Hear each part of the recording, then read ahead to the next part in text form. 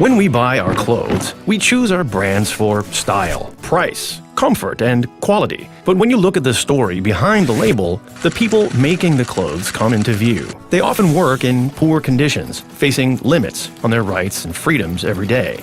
Many of us would like to buy clothing that is made under good and safe working conditions.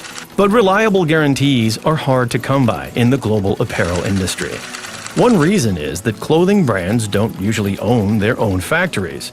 Clothes are instead produced by many different companies in complex international supply chains. Take, for example, a t-shirt.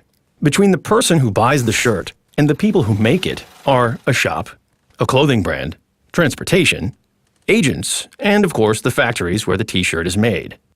Assembling a t-shirt involves many workers, who can be spread over multiple factories. More complex clothing can involve even more workers. That's a lot of places where things can go wrong. And that's only one part of the full supply chain. Cotton, for example, is grown on plantations, spun into yarn, dyed, woven, or knit into cloth, which is sent to sewing facilities. That's the supply chain for a single t-shirt. A single item in a brand's seasonal collection. But each brand creates dozens or hundreds of designs every season, usually ordered from many different factories. At the same time, each factory can make clothing for dozens of different brands. The end result is a tapestry of diverse and interwoven supply chains. In such a complicated system, how do you begin to make sure that the people making the clothing are treated fairly? Well, Fair Wear Foundation focuses on the parts of the supply chains where clothes are manufactured. Many labor violations take place in sewing factories, and as sewing is very labor-intensive, lots of workers are involved. At the heart of Fair Wear Foundation's work are 8 labor standards, which are based on United Nations principles and cover workers' basic human rights. Employment is freely chosen, meaning it's not forced or coerced. There's no discrimination, and no child labor. Workers' freedom of association and the right to collective bargaining are respected.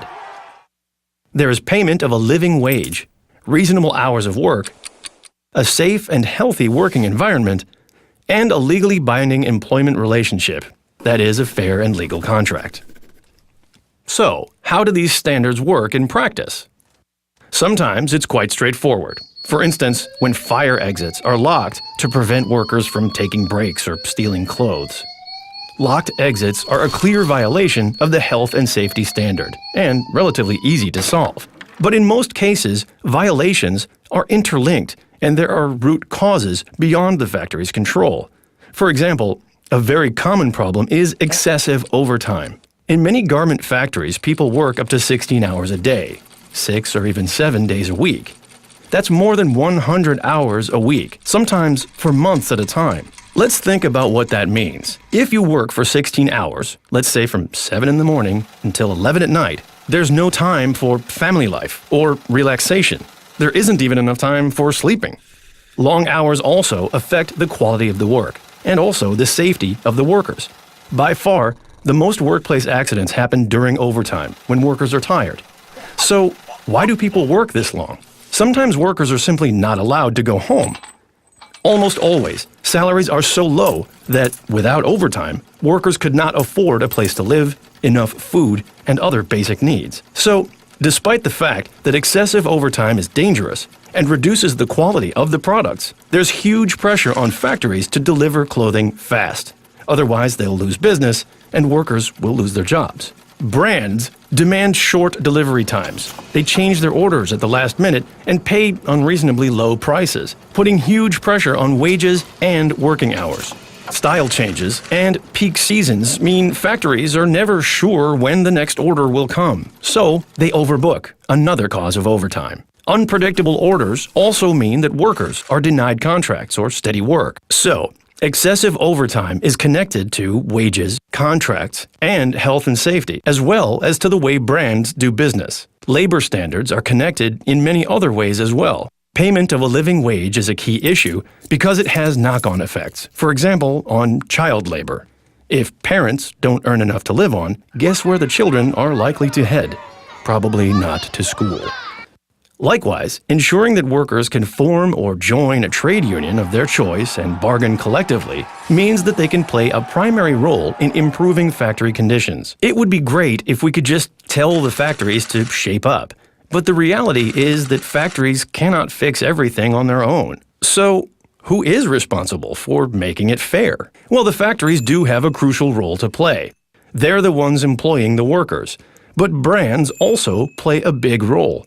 Along with quality and price requirements, they can also call for decent working conditions. Plus, brands can have a major positive impact on working conditions by paying fair prices, asking for reasonable delivery times, and by providing some security to factories about future orders. So, Fairware Foundation works on a number of levels. We check conditions in factories and production countries, and we look at the way that brands in Europe do business with factories. Fairware Foundation also works with trade unions, labor and women's groups, business associations, governments, and consumer organizations, both in production countries and in Europe, to find solutions that last. Workers themselves can complain directly to Fairware Foundation. Fairware Foundation reports publicly about brand performance, progress in factories, as well as worker complaints. And that's where you come in. Public reporting allows consumers to see what's behind the label and make an informed decision about what clothes to buy. If you'd like to know more, visit fairware.org, where you can check which brands we work with and create a shopping list of Fairware Foundation members who sell products in your country.